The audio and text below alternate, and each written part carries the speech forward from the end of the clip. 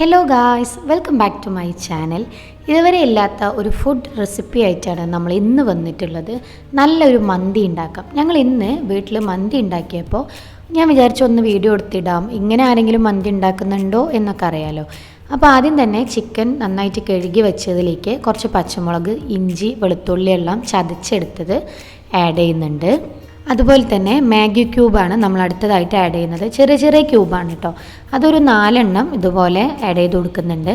അപ്പോൾ നമ്മൾ എത്രയാണോ ചിക്കൻ എടുക്കുന്നത് അതിലേക്ക് നമ്മളൊരു ഐഡിയയ്ക്ക് അനുസരിച്ച് കുറച്ചങ്ങ് ചേർത്തോ, അല്ലാതെ ഇതൊന്നും അങ്ങനെ കൂടിപ്പോയിട്ടൊന്നും വരാനൊന്നുമില്ല. അപ്പോൾ ഒരു പാകത്തിനങ്ങോട്ട് ചേർത്ത് കൊടുത്താൽ മതി. പിന്നെ അതിലേക്ക് കുറച്ച് ക്യാപ്സിക്കം കട്ട് ചെയ്ത് വെച്ചും കൂടി ഇട്ട് കൊടുത്തിട്ടുണ്ട്.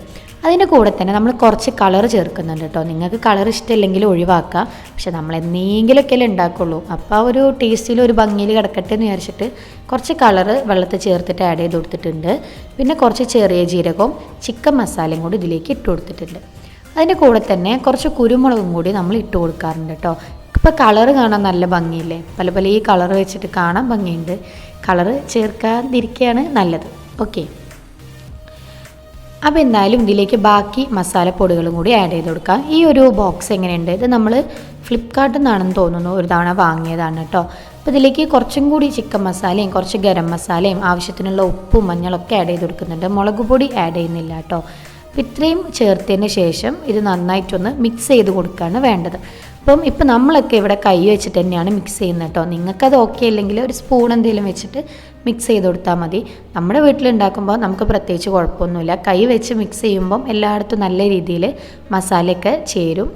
അപ്പോൾ അതുകൊണ്ട് ഇതുപോലെ മിക്സ് ചെയ്തിട്ട് ഒരു അരമണിക്കൂർ നമ്മൾ ഫ്രിഡ്ജിലൊന്ന് മാഗ്നേറ്റ് ചെയ്യാൻ വെക്കുന്നുണ്ട് കേട്ടോ. അതിലേക്ക് ഒരു ഉണക്ക നാരങ്ങയും പിന്നെ ആവശ്യത്തിന് കുറച്ച് ഓയിലും കൂടി, സൺഫ്ലവർ ഓയിലാണ് യൂസ് ചെയ്യുന്നത്, ഓയിലും കൂടി ഒഴിച്ചു കൊടുത്തിട്ട് കുറച്ച് മല്ലിച്ചപ്പും പുതിനയും മിക്സ് ചെയ്തതും മല്ലിച്ചപ്പും പുതിനയും കട്ട് ചെയ്തതും കൂടി ഇട്ട് കൊടുക്കുന്നുണ്ട്. അപ്പോൾ ഇത്രയും ഇട്ടിട്ട് നന്നായിട്ട് മിക്സ് ചെയ്ത് നമ്മൾ ഫ്രിഡ്ജിൽ വയ്ക്കാം. ഈ ഒരു ഫ്രിഡ്ജിൽ വെക്കുന്ന ഒരു ഹാഫ് ആൻ അവർ ഉണ്ടല്ലോ, ആ ഒരു സമയം മതി നമ്മുടെ റൈസ് ഒന്ന് നന്നായിട്ട് കുതിർത്തെടുക്കാൻ വേണ്ടിയിട്ട്. അപ്പം അരി എടുത്തിട്ട് കുറച്ച് വെള്ളത്തിലിട്ട് വെക്കുക. ആ ഒരു അരമണിക്കൂർ കൊണ്ട് തന്നെ അരി പാകമായിക്കോളും. ഇനി നമുക്ക് കുക്കിംഗ് സ്റ്റാർട്ട് ചെയ്യാം. അപ്പോൾ കാര്യമായിട്ട് ഈ ഒരു അരമണിക്കൂറാണ് നമുക്ക് ഈ ഒരു മന്തി ഉണ്ടാക്കാൻ വേണ്ടത് കേട്ടോ. ഇനി നമ്മൾ 2 പാത്രമായിട്ട് അടുപ്പിൽ വെക്കുന്നുണ്ട്. ഒന്നൊരു കുക്കറും പിന്നെ നമ്മൾ റൈസ് വെക്കാൻ പോകുന്ന ചെമ്പുമാണ് കേട്ടോ. നമ്മളിങ്ങനെയൊക്കെയാണ് വെക്കാറുള്ളത്, കുറച്ചൊന്നും വെക്കലില്ല കേട്ടോ. വെക്കുമ്പോൾ കുറച്ച് കൂടുതൽ ഒരു 2 നേരം കഴിക്കാൻ വേണ്ടിയിട്ടാണ് ഉണ്ടാക്കുന്നത്. അപ്പം കുക്കറിൽ ആവശ്യത്തിനുള്ള ഓയിൽ ഒഴിച്ചു കൊടുത്തിട്ട് കുറച്ച് കുരുമുളകും പിന്നെ പട്ട, ഗ്രാമ്പു, ഏലക്കൊക്കെ ആഡ് ചെയ്ത് കൊടുത്തു. അരമണിക്കൂറിന് ശേഷം നമ്മുടെ ചിക്കൻ എടുത്ത് പുറത്ത് വെച്ചിട്ടുണ്ട്. പിന്നെ നമ്മുടെ ചെമ്പിൽ നമ്മുടെ ചോറിന് വേണ്ടിയിട്ടുള്ള വെള്ളമാണ്. ഇപ്പോൾ 1 കപ്പ് റൈസ് ആണെങ്കിൽ ഒരു 2 കപ്പ് വെള്ളം, ആ ഒരളവിൽ നമ്മൾ ചോറ് ഊറ്റിയെടുക്കുകയല്ല ചെയ്യുന്നത്, അതിൽ തന്നെ ഇട്ടങ്ങോട്ട് ഇപ്പം നമ്മൾ നെയ്ച്ചോറൊക്കെ ഉണ്ടാക്കുന്ന പോലെയാണ് ചെയ്യുന്നത് കേട്ടോ. അപ്പം ഇപ്പോൾ ഇത് ചൂടായിട്ട് വരുന്നുണ്ട്. ഇനി അതിലേക്ക് നമുക്ക് ചിക്കൻ ആഡ് ചെയ്ത് കൊടുക്കാം. അപ്പോൾ ചിക്കൻ ആഡ് ചെയ്യുമ്പോൾ ഇങ്ങനെ പരത്തി വെച്ച് കൊടുക്കണം, അല്ലാതെ മേലെ അട്ടിയിടാൻ നിൽക്കരുത്. അപ്പം ഇതുപോലെ ഇങ്ങനെ പരത്തി വയ്ക്കുക. ഇനി ഇത് ഒരു 1-2 വിസിലടിക്കുന്ന വരെ കുക്കറിൽ തന്നെ ഒന്ന് വേവിച്ചെടുക്കുകയാണ് വേണ്ടത് കേട്ടോ. അതിൻ്റെ കൂടെ ഇനി നമുക്ക് നമ്മുടെ വെള്ളം എന്തായി നോക്കാം. വെള്ളം ഇപ്പോൾ ചൂടായിട്ടുണ്ട്. അതിലേക്ക് കുറച്ച് ഒരു ഉണക്ക നാരങ്ങ ആഡ് ചെയ്ത് കൊടുത്തിട്ടുണ്ട് കേട്ടോ. പിന്നെ നമ്മുടെ ചിക്കനിലേക്ക് ചിക്കൻ മൊത്തം ആഡ് ചെയ്ത് കൊടുത്തതിന് ശേഷം കുറച്ചും കൂടി ഓയിൽ ഒഴിക്കുന്നുണ്ട്. അപ്പം സ്കിപ്പ് ചെയ്യേണ്ടവർക്ക് സ്കിപ്പ് ചെയ്യാം കേട്ടോ, ഓയിലൊക്കെ കുറയ്ക്കാം. ഇപ്പോൾ നമ്മളിത് എന്തെങ്കിലും ഉണ്ടാക്കുന്നതുകൊണ്ടാണ് കേട്ടോ ഓയിലൊക്കെ ഇങ്ങനെ ഒഴിക്കുന്നത്. അപ്പോൾ എന്തായാലും കുക്കർ അടച്ച് വെച്ചിട്ടുണ്ട്. ഇനി നമുക്ക് ഒരു 2 വിസിലടിക്കുന്ന വരെ അത് വെയിറ്റ് ചെയ്യാം.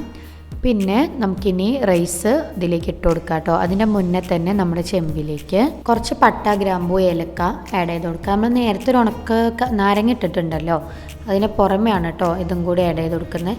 ഇത് നമ്മുടെ റൈസിനൊക്കെ ഇതിൻ്റെയൊക്കെ ഒരു ഫ്ലേവർ ഉണ്ടാവാൻ വേണ്ടിയിട്ടാണ്. കുറച്ച് ചെറിയ ജീരകം കൂടി ആഡ് ചെയ്യാറുണ്ട്. അതുപോലെ തന്നെ ഒരു മാഗി ക്യൂബ് ഉണ്ടെങ്കിൽ അതും കൂടി നമ്മൾ ഇതിലേക്ക് ഒന്ന് ഇട്ട് കൊടുക്കുക. റൈസിന് ആ ഒരു ഫ്ലേവറും കൂടി ഉണ്ടാവും, നല്ലതായിരിക്കും.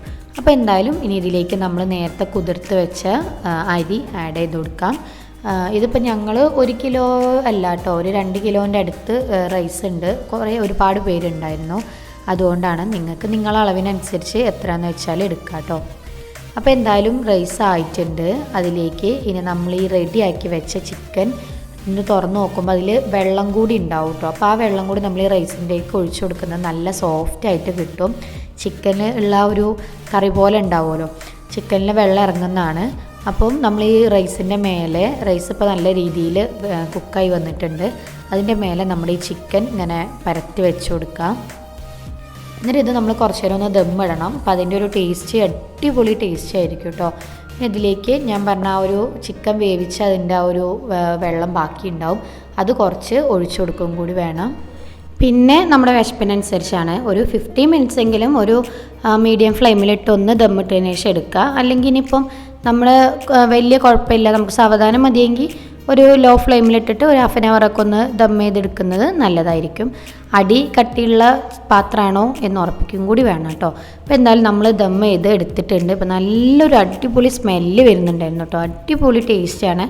പക്ഷേ നമ്മുടെ ഈ റെസ്റ്റോറൻറ്റിൽ പോയിട്ട് മന്തി കഴിച്ചിട്ട് നമ്മുടെ വീട്ടിലത്തെ മന്തി നമ്മൾ താരതമ്യം ചെയ്യരുത്. വീട്ടിൽ മന്തി വേറെ, ഇതിപ്പോൾ നമ്മൾ സ്മോക്കൊന്നും ചെയ്യാതെയാണ് നമ്മൾ ചെയ്യുന്നത്. അപ്പോൾ അതിൻ്റെ ഒരു ടേസ്റ്റ് വേറെ ആയിരിക്കും, എന്നാലും നല്ല ടേസ്റ്റ് ഉണ്ടായിരുന്നു. അപ്പോൾ കുട്ടികളൊക്കെ കഴിക്കാൻ തുടങ്ങി, അവർക്കൊക്കെ നല്ല ഇഷ്ടപ്പെട്ടിട്ടുണ്ട് കേട്ടോ റൈസ്.